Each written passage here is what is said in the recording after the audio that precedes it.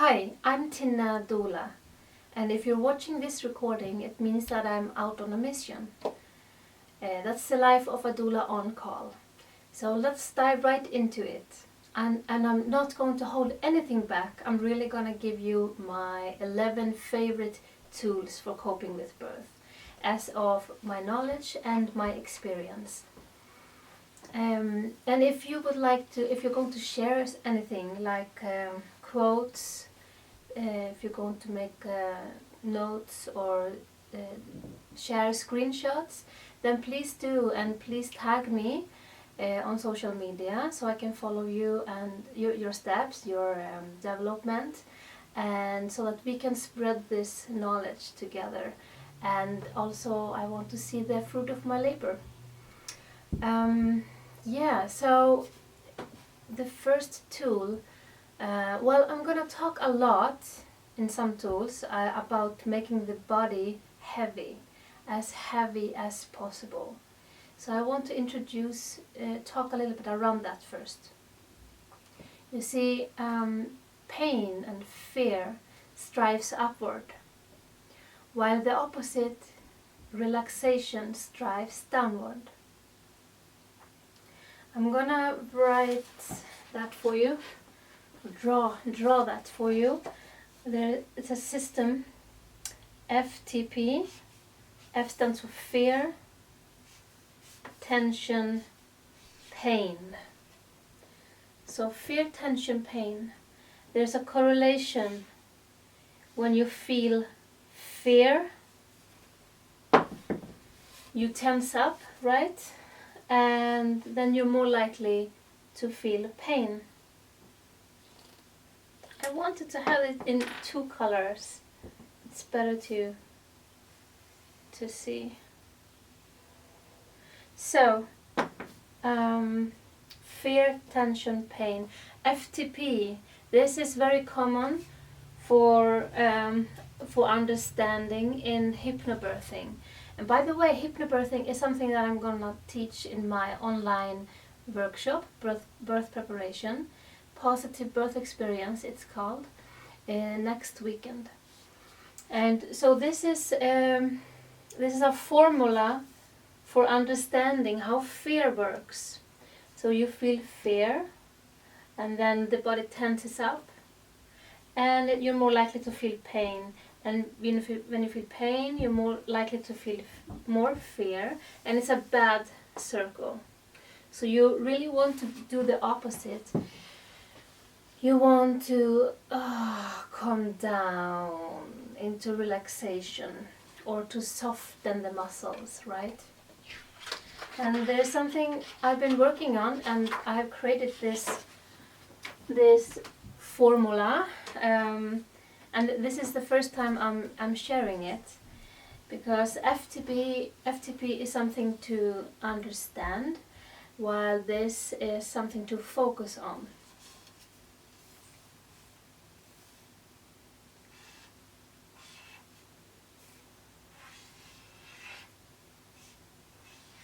So it's trust, soften, progress. So when you feel trust, then you're more likely to let your muscles and your body soften. And then you're more likely to have a smoother progression in birth. And you feel trust, soften, and progress. So this formula is something that I've created. Please let me know if you like it, if you can use this.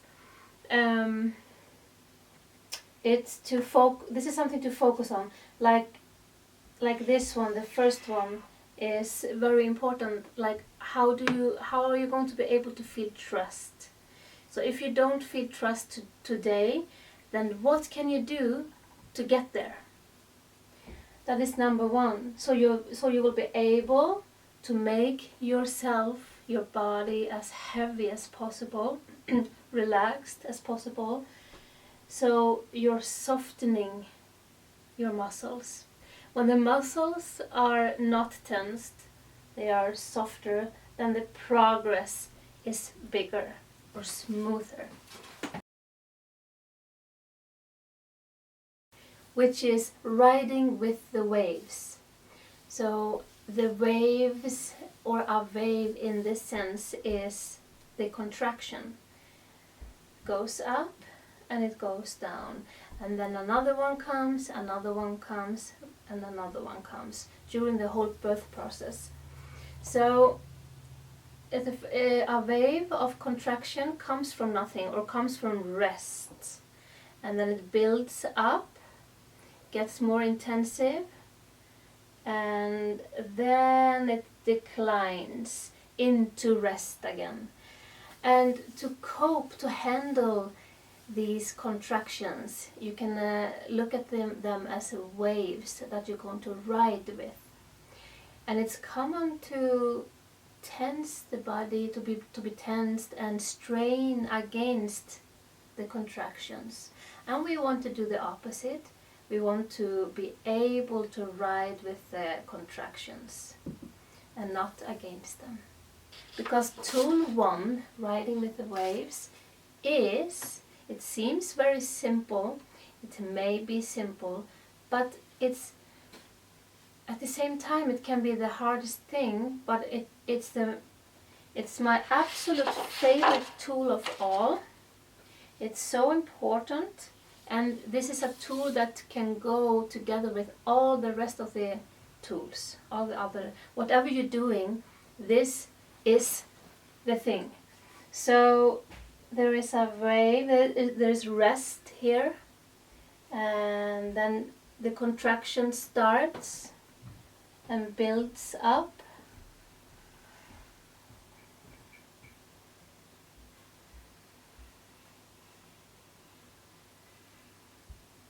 There you go.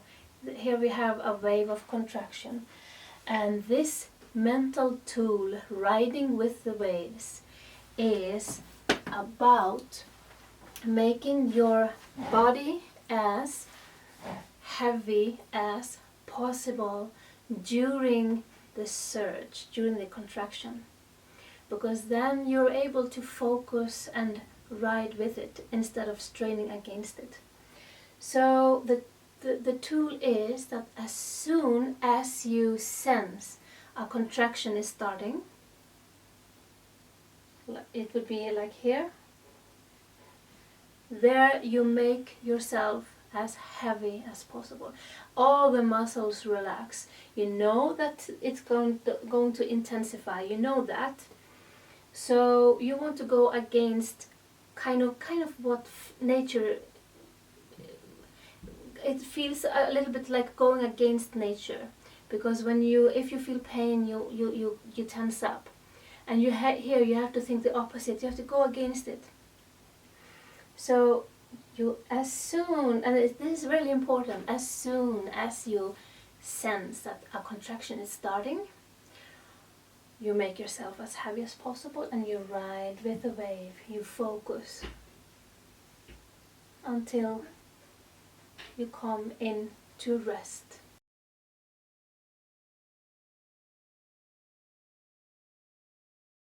Slow dancing. Slow dancing can be done in many different kind of positions actually. One is that you're standing next to your partner, leaning into him or her, rest. Your partner is holding you, and then you sway together side by side, side to side, in your rhythm. But the most common slow dance position is that you're standing in front of your partner, leaning toward the chest to rest. Your partner is holding your back with quite a firm hand, even putting a little bit pressure. And by the way, I have posted a lot of pictures for you to see on the website that I have created for this. But on all those photos, she is holding behind his neck. Yeah, but there is one more position that could be more comfortable, and that is if the partner is wearing a belt, she can, or you can have your hands over on the belt, or under the belt, and rest better maybe, or maybe the neck is better. It's all up on the moment, what is working best for you in the moment. And there you sway together side by side, and it's mostly your pelvis that is moving side to side. And this is comforting with a closeness to your partner, releasing a lot of oxytocin to you and your baby, which provides a lot of oxygen. And it also helps the baby come down more easily with the movement that you're making. You can also use a rebozo or a shawl.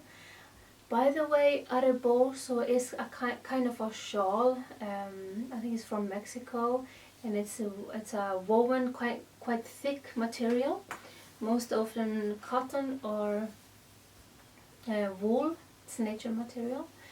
If you want to replace that, then a shawl would do, and it's good if it's stretchy on the diagonal and stiff when you try to stretch like this, stiff but stretchy on the diagonal. A rebozo is like that, but you can use any shawl that you like, or a curtain, something that you find. So you put a shawl. You can use a rebozo or a shawl in slow dancing. It would be that you put the shawl around your partner's shoulders, and you hold each end of the shawl. So when you're having a contraction, it can be very comforting for you to grip those ends of the shawls, to pull down, to use kind of pressure down. That can help you focus on riding with the waves during the contractions. It can be very comforting. And then in between the contractions, you might want to stand up, do whatever you want, or stand up leaning toward your partner's chest. Counter pressure can be such a good thing, a favorite for many women giving birth. So counter pressure really means that you use a firm hand, the palm of the hand, or even a fist to give pressure, or the thumbs to give pressure into the part that needs it on her body. And it's most common that it provides relief of pain, giving counter pressure on the back, and it can vary. It can be different on where she needs counter pressure during the birth process. It can change, but most often it's on the lower back, and it can progress from a little bit higher up to lower down as the birth progresses. Try this out. Look at the pictures and search around for more inspiration if you want, or just try out and see what you like now. The thing is that during birth, during birth you will need much more pressure than you do now when not in labor.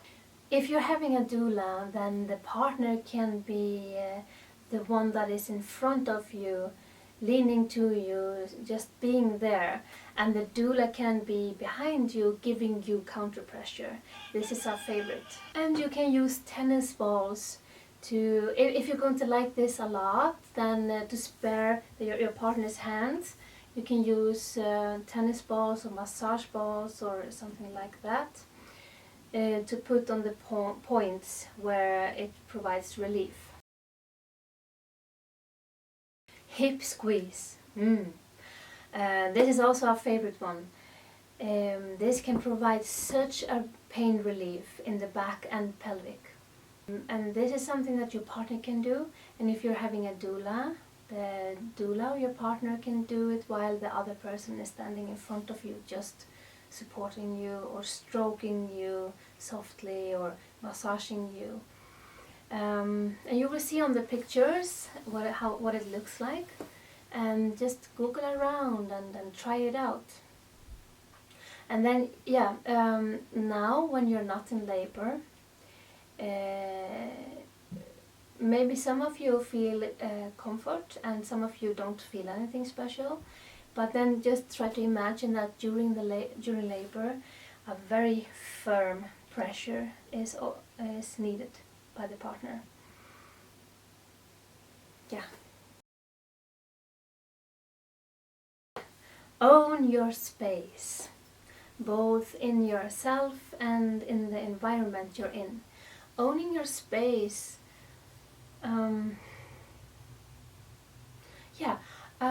if you would give birth at home, you are comfortable in your home, and you would probably be using a lot of space and maybe even rooms, maybe coping with some contractions in the bedroom and then coping with the contractions in the kitchen, and especially if you're having a long birth. At the hospital, where most women give birth, you should have in mind that this sense of owning your space often diminishes, and not the least for the partner. It's very common for the partner to become stiff. For her, the birthing mother, well, that really depends on her personality, but also the hormones. If she is really being drunk in hormones, then maybe she doesn't care at all. But then it's for the partner to think of, to have the courage to use the space of the room, and be yourself. Be as creative as you would be in your home. Move around. If you think you will need a peanut ball, a yoga ball, a blanket, a pillow, then go and get it or ask for it. Yeah, there was a father once that told me that during his first birth experience, there was some kind of a misunderstanding. When the midwife left the room for a long time, he thought that he had to watch the monitor. He thought he had the responsibility to see what was going on the monitor, which means that she was on the bed, in this case, connected to the monitor. They were listening to seeing the heartbeat of the child, and his focus was on the monitor, while it should be with her and on her. So this misunderstanding is very, these kinds of misunderstandings are very sad, and in my opinion, it has a lot to do with owning your space and having the courage to make sure that you understand what is going on, and not be shy to talk to the staff working at the hospital, to make sure that you understand what they're saying. And if you're unsure of something, then speak it out. And I have written more about owning your space on the website. You can read more about it there. Tool number 7, oxytocin, the love hormone. That's the total opposite of adrenaline, which is a stress hormone. And oxytocin is something that we want to strive for. And oxytocin is actually the hormone that rules the whole birth. It's produced in the brain, and it's the oxytocin that starts contractions, that starts the whole birth process and keeps it going as well. And when you're having contractions, there are signals that go up to the brain and tells the brain to produce more oxytocin, which then goes to the uterus and creates stronger and closer contractions, and then it goes back to the brain produce more, and that's how the birth processes until to get the baby out. So it becomes more intensive with time. So the love hormone oxytocin is also the well-being hormone. It makes you feel good, it makes you feel loved, and it makes you feel connected. It's also a hormone that plays in has a big role in breastfeeding. So right after birth you are high of oxytocin, and that helps you connect with your baby. And then you feel the smell of the baby's head, and the baby is hopefully skin to skin with you, which also produces more oxytocin. And when the child begins to breastfeed, it produces more oxytocin. So it's just a big indulgence of oxytocin. But today, giving birth at the hospital is often connected with fear, worry, and interventions. There are often unnecessary interventions, and then the adrenaline takes over, so there is less oxytocin flow, and the risk of, for example, getting yourself to the hospital from the home can be a stressful event. To move place, I mean, you're not allowed to move a cow or a horse that is giving birth. So why are we? So it can be stressful, even though you're not conscious about it, to move to the hospital. And a common thing is that you are thriving at home, it's progressing, and the contractions are getting stronger and stronger, and then you come to the hospital and the contractions stop. And then often the two most common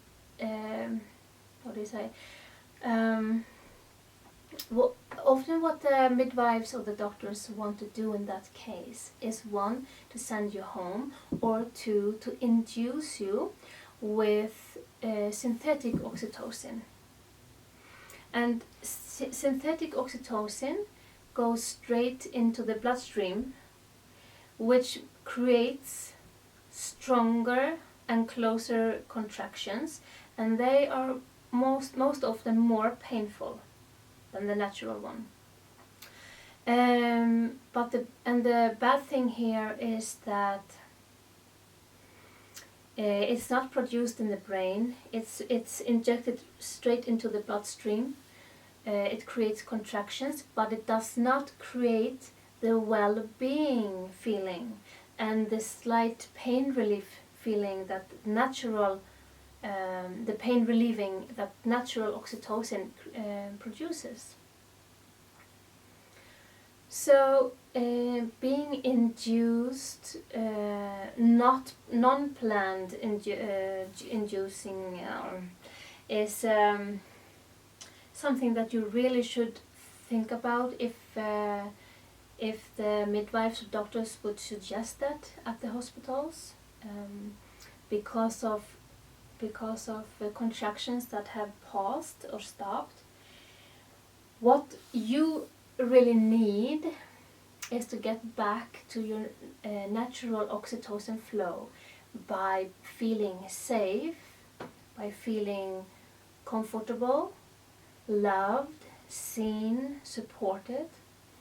Dimmed lights, warmth, could be a warm bath, massages, candles. If you're, by the way, you can have these fake candles in to the hospital. All these things that produces the well-being hormone oxytocin is what drives the birth forward. So you want to focus on that.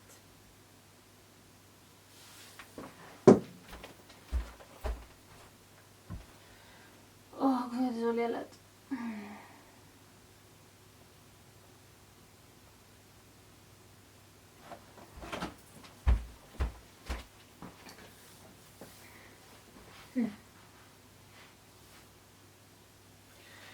And this pandemic, this COVID-19 situation, has really made it clear, more clear for people now, that the hospital is for sick people.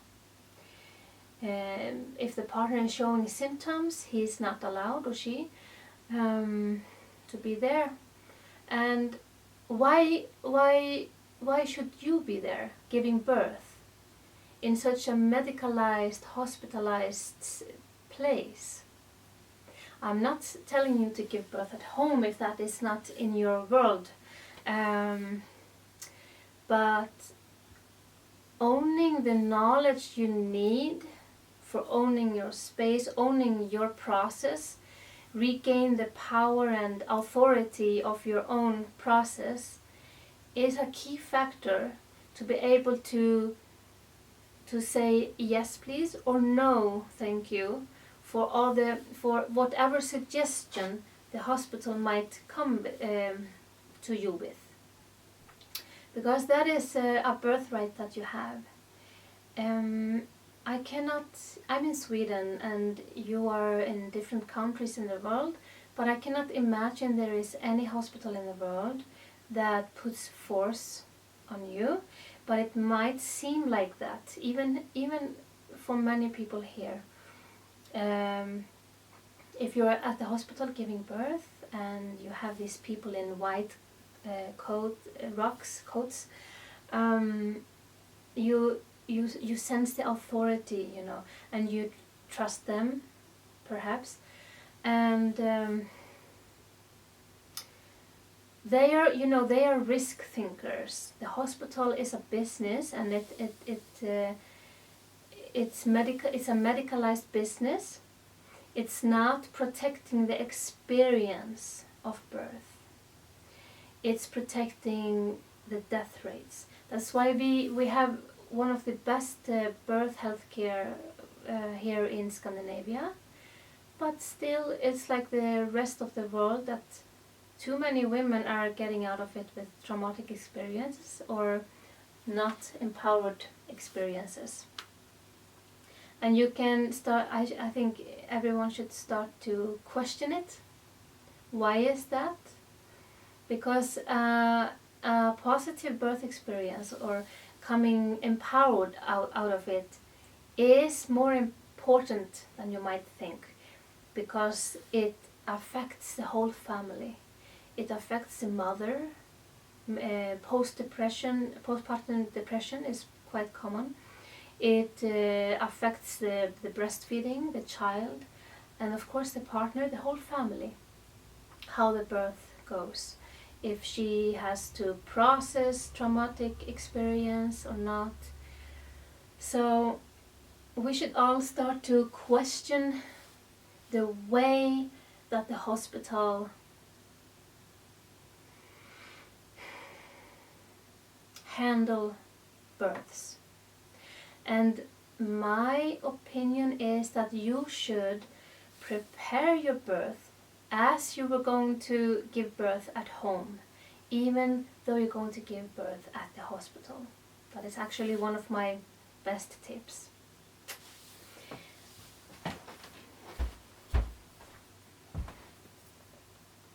Knowledge.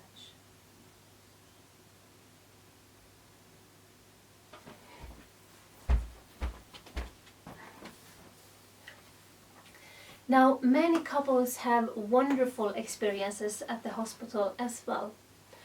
And I'm really not telling anyone to give birth at home, but we need to gain back our knowledge about birth and our power and authority. Okay, so next tool is knowledge.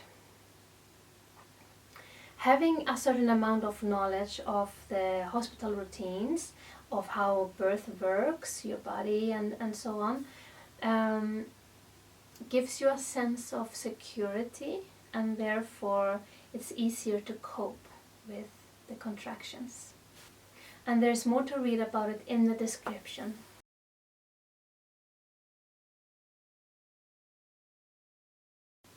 So using the voice is a powerful thing, and it's it's to use as a tool for both you, your voice, and your partner's voice.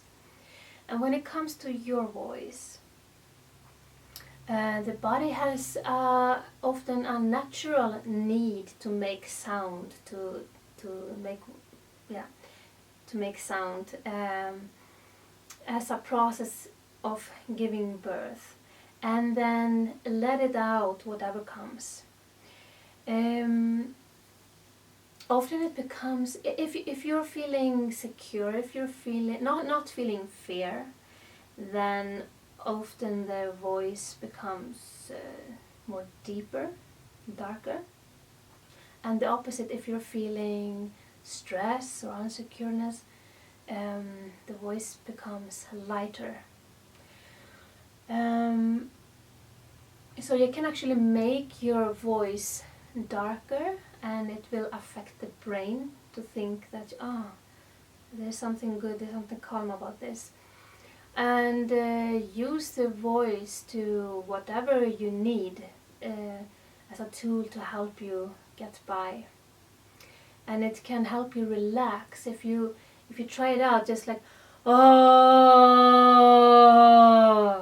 this kind of voice sounding is actually making the muscles in your body relax. And especially if you're conscious about it, make yourself heavy at the same time.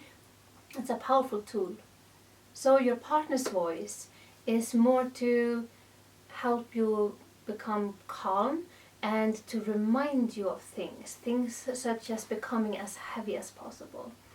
And it's important that the partner makes the voice also darker and deeper than usual to have a calming effect. And in my experience, the best use of a partner's voice is, let's say that you are losing focus on riding with the waves of contractions, and the partner can remind you by using his deep or her deep and calm voice and saying heavy, just the word heavy. So heavy, heavy, heavy, with a deeper voice. This can remind you of getting back to focus and make the muscles relax and become heavy in the body. This can be annoying though for some women or in certain moments. So something that works in one moment can be something that is annoying in another moment. And so for the partners, please never feel offended if she tells you to stop something, or maybe she doesn't want to be touched for a while. Maybe she doesn't want to have anything to do with you for a moment because she's in her bubble, focusing by herself. Then that is her strategy and is working for the moment. There's more to read about it in the text that I have created. Tool number 10, massage. Massage is a powerful tool, and just like counter pressure, it's hugely pain relieving. In some births where I have supported as a doula, I have been spending a long time massaging, like stroking from the top to the bottom of, for example, the back, or even the legs, one leg at a time. The importance here, if you're massaging with this technique, is that you put firm pressure. You can use the palm of your hands, and another important thing is that you start from the top, stroke down, and then you let go and go up again. It's because it's the same same direction as the baby is going. It's going down and out, and doing it with a rhythm. It can be with a rhythm of her breathing, or a rhythm that you work out, that you find is working for you. So one technique is, like I said, with open palms, stroking with firm pressure over the back. It can be the whole back, and it can also be from the middle and down, or the leg, from the hip down, all the way down to the heels. You remember I told you that it's common that the heels leave the ground and strive upward. And this massaging technique is a wonderful help to make herself become as heavy as possible by relaxing the muscles in the bone, in the legs, by stroking them from the top to the bottom. So rebozo is such a good tool. It's just a shawl, and who would have known that you can use a shawl during the pregnancy, actually, during birth, and then after birth when you are wrapping the baby around. Rebozo, I am putting a lot of pictures on the website and descriptions on some rebozo exercises that you can do, and please try them out now before. It's also very oxytocin inducing and relaxing, and all the mothers that I have supported before birth, and we have tried this out, they all are almost falling asleep in certain positions, because it's that good, it's that comfortable. So, and there are more things to do with a rebozo. So just go on Google and search and be inspired, try out. And maybe there is something on YouTube also. Yeah, I think so. So go out on YouTube, search for rebozo birth and be inspired. And I'm hosting an in-depth birth preparation workshop online next weekend, where we will go through all the juicy stuff like hypnobirthing and spinning babies. And in spinning babies, there is an exercise where we are using the rebozo, which is the position that I was thinking of. All the mothers that I teach this to, they almost fall asleep when doing a certain exercise in spinning babies, because it's so relieving. It's for a moment they lose the weight, the heaviness, and it's so comfortable. Yeah, so the workshop next weekend, I have an offer for you, because the workshop is in dollars, $240 usually, and I host them live usually, and this is the first time I'm hosting it online. And for you, I have an offer, so it's only $120, and you can check down on the website for more information in what currency, and you can go into the page for the workshop and read all about what you will learn and receive. And I also provide an online doula service I call it New Birth Doula, which is all about support. Not only will you gain full access to the workshop, you're also having access to me personally. For 8 weeks we will have Zoom calls, and talking about whatever you need, like answering your questions, talking about the exercises that you receive, or talk about your day or worries, whatever you need.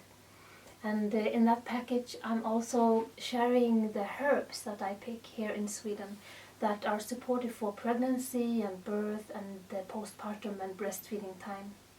And you will do shadow working, which is so good for clearing things like past experiences, what you have from your upbringing, traumas, your behaviors, feelings, and it really sets sets your system back to healing, and that's a good start for becoming a mother.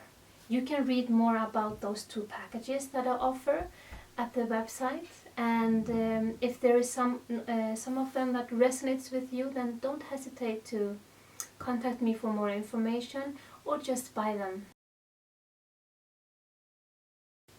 And a bonus tool, breathing.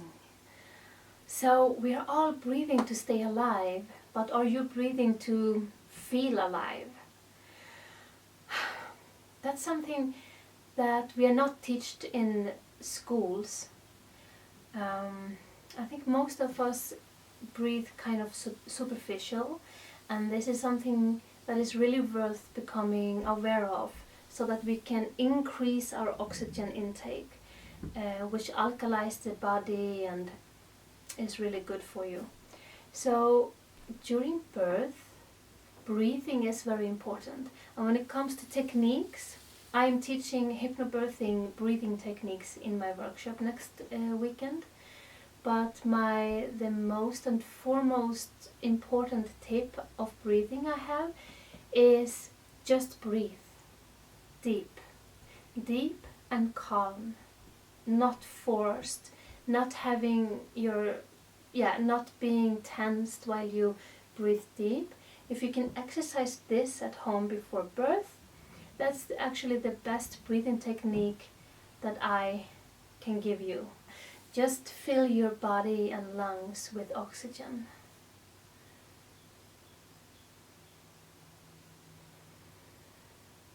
And I'm not making any sound. It's when you are breathing deep and relaxed at the same time. There's not coming much sound out of it. That's a way that you can kind of measure how you're doing if you're practicing this at home. Just breathing deep and calm. Is that if you're starting to hear sounds like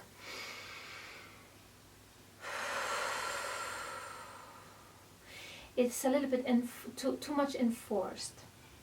So calm, deep breathing is the absolute best thing that you can do for yourself and their baby.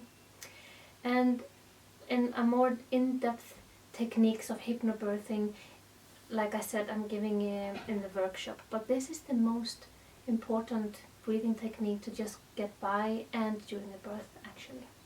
But yeah, there is one more thing to it. You could count to a certain amount of a number. Let's say you are breathing in on 5. So let's breathe in on 5. Let's say that this is 5, and then you breathe out on 5 as well. So you go in 5 and then out 5. And while you're exhaling, you make the shoulders heavier and the whole body heavier. And you will feel an immense relaxation, relaxing together with breath. Another thing that is really good, a tool, like when the contractions are ending, it's good to end them with a sigh.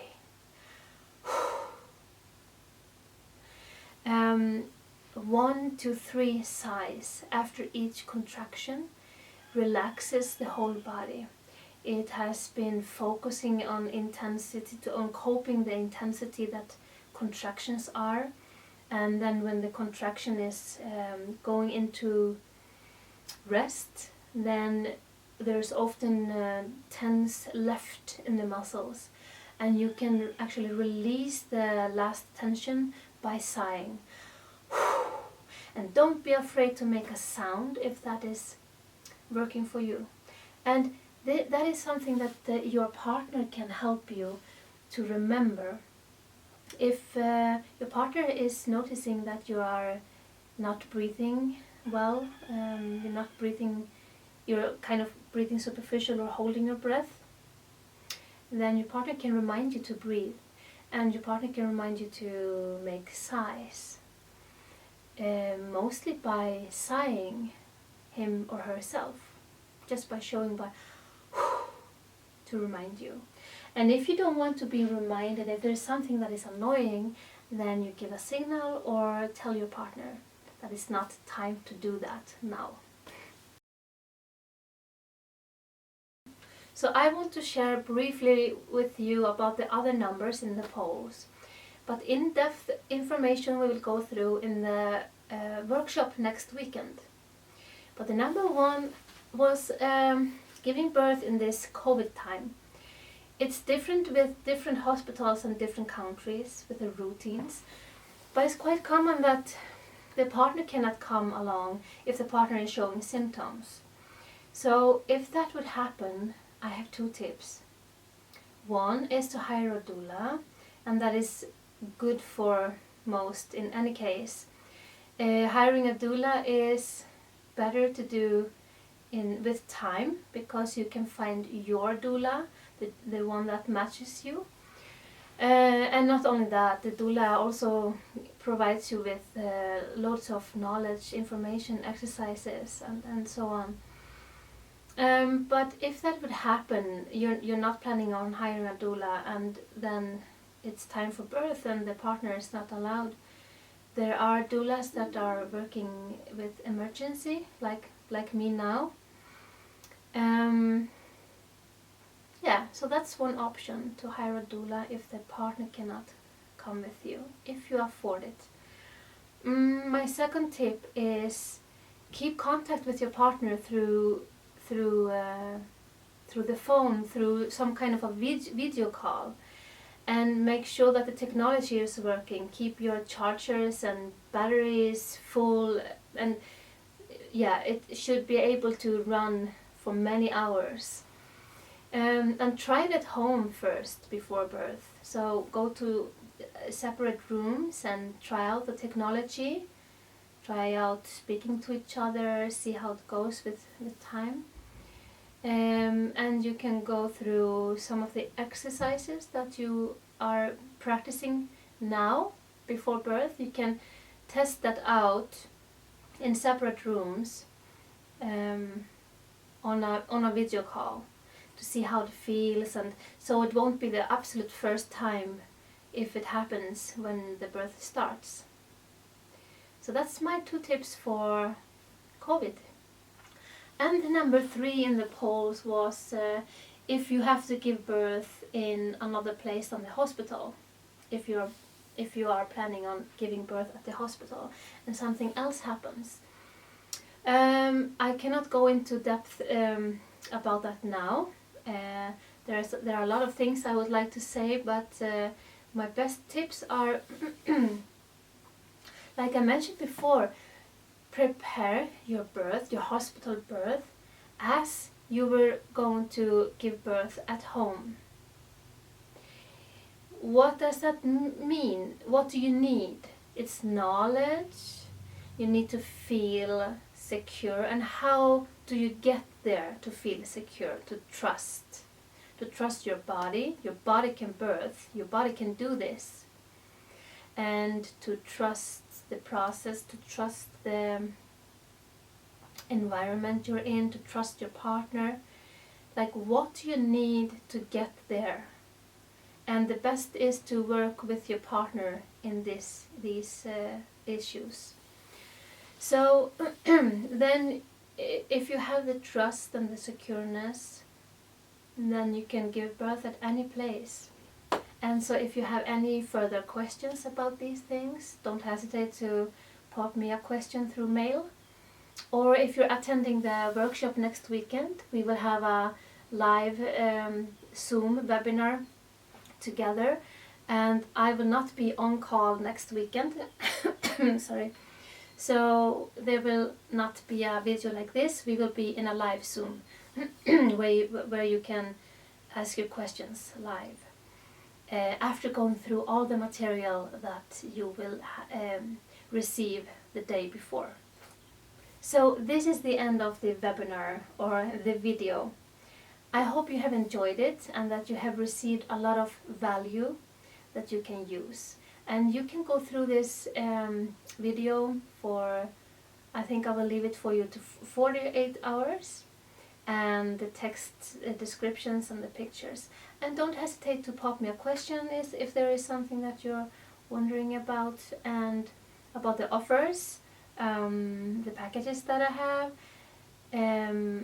For the workshop, the half price is now, like until Sunday midnight Californian time. After that, on Monday, it's the regular price, which is the double amount. If it resonates with you, then don't hesitate and make it work, so that you can get all the knowledge that you want or need for the best preparation for the birth of your child. And we will go through postpartum time as well, the 41 first days after postpartum, because they are important. So thank you for attending this, and I wish you such a good luck with your birth. Bye.